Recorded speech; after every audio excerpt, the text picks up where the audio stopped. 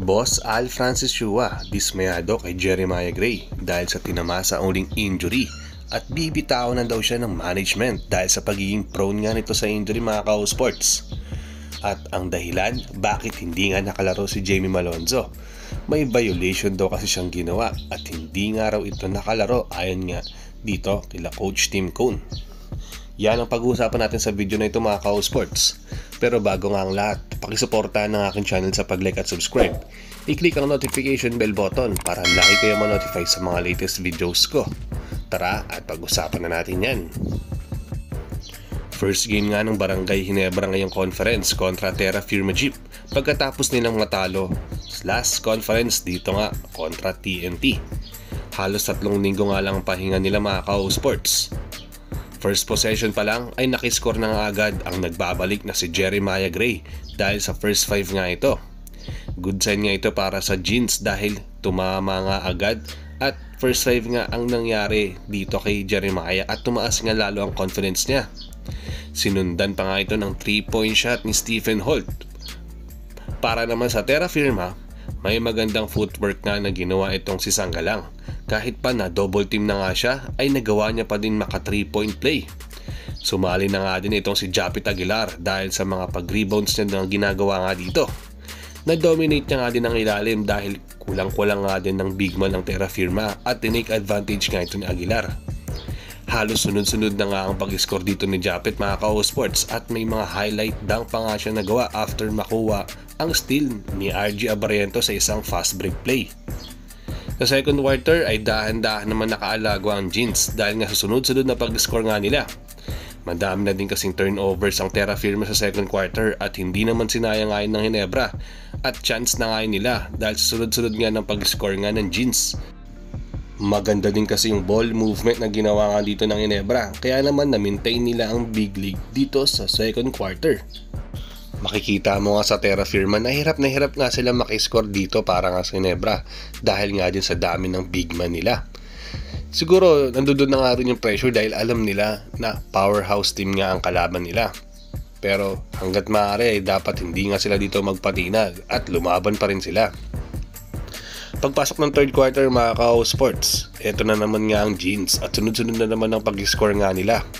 Meron pa ngang alley-oop or magandang trapas na ginawa dito kay Japit Aguilar at napangiti pa nga siya dahil nga nakuha niya pa nga ang maka-score kahit nga mahirapan siya.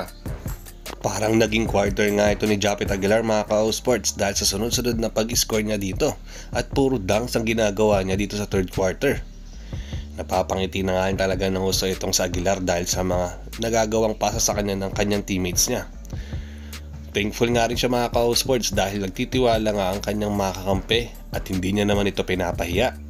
Umabot na nga sa 20 points ang kalamangan dito ng Barangay Ginebra sa third quarter pa lamang. May back-to-back 3-point shot pa nga nagawa itong si RG Abarientos para nga at least mapahalamang pa ng gusto at ma-maintain nila ang kalamangan dito sa Ginebra. Sa fourth quarter, hindi naman nagpatinag ang bagong recruit nga dito ng Terra Firma na si Katapusan. Kahit patambak nga sila ay patuloy pa nga rin siyang lumalaban at mini-maintain nga niya ang energy dito ng team nila. Napapansin niya kasi na parang nawawala na nga ng gana yung kanyang makakampi. Pero itong si Katapusan ay patuloy pa nga rin yung pag-drive niya sa basket at hindi nga sumusuko. Diyan mo nga makikita sa player na kung sino talaga yung desidido at gustong-gusto talaga manalo kahit ba alam niya na napakalakas nga ng kalaban niya. Siya na nga lang yung halos lumalaban nga dito dahil nga sa sunod-sunod na pag-basket niya nga rin dito sa lalong-lalo na nga sa fourth quarter.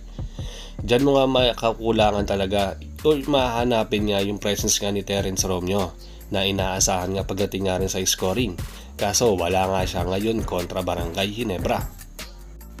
Na-dominate nga ng gusto ni Japit Aguilar ang game na ito mga ka-sports at nakuha niya na nga sa fourth quarter ang 38 points niya.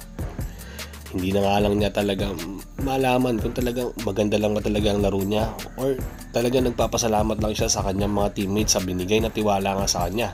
Kasi kahit anong tira niya ay pumapasok nga talaga. Mapa jump shot man yan or sa loob nga ng court. Pero yun nga mga ka-sports, nangyari nga yung injury dito kay Jeremiah Gray. Hindi nga nila inaasahan na mangyari pa rin ito kahit pa alalay na nga ang minutes na binibigay sa kanya ni Coach Tim Cone. Bumigay nga talaga yung isang tuhod niya at hoping nga rin talaga sa result na MRI na mangyari nga dito kay Jeremiah. Mabuti na nga lang ay nakapaglakad nga ito mag-isa sa kanyang bench at lumabas din naman siya ng dugout. Siguro chinek nga talaga ng mga medical staff kung ano nga talaga ang kalagayan nito ni Jeremiah Gray. At para naman kay Jamie Malonzo mga Kaos Sports, at ang dahilan kung bakit hindi nga siya nakalaro sa game na ito ay dahil na late nga siya sa mga practice game. At isang araw ito sa violation nga dito kay Jamie Malonzo, kaya nga hindi nga siya pinaglaro muna dito ng management. Para at least maging lesson nga rin daw ito kay Malonzo. Hindi nga raw nila tinotolerate yung mga ganyang bagay. Kaya dapat kapag practice ay dapat mag-focus nga rin sila sa practice game. Kaya naman inaasahan na maglalaro na rin naman daw itong si Jamie Malonzo next game nila. Dahil mukhang bumabawi nga itong si Malonzo sa violation na ginawa niya previous before nga mag-start ang conference na ito.